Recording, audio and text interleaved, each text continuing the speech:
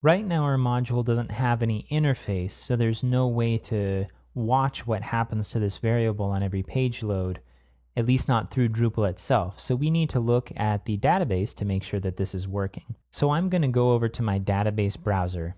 I'm using a program called SQL Pro, which is a Mac-only program, but you can use applications like PHPMyAdmin or Navicat. Over here on the left side, we have a list of the tables.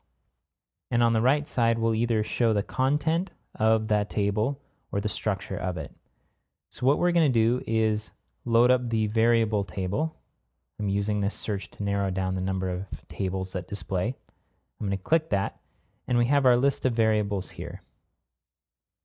Now, if we want to take a look at our Trails history variable, here it is. And I can double click this to take a look. Because I've had this script running for a while, it shows a number of different items. And what we're looking at here is a serialized version of an array. Even though it's a little odd looking, you can still get an idea of what's going on. So we see a title here, and then the name of our site. We have the path, and then the path here, and the timestamp here. And as we follow down this list, we'll see that same structure repeated over and over. So if we wanted to watch this change, we could clear this out and go ahead and save it. Now that variable is empty. We could also do this by setting variable set in our script to nothing in order to clear it out. And then let's go ahead and load a couple pages.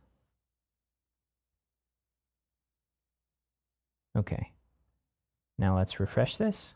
Now if we take a look at this variable, we'll see the last two pages that we just navigated to added to the variable. Let's go ahead and move on to the next step. I'm going to go ahead and clear out our debug session.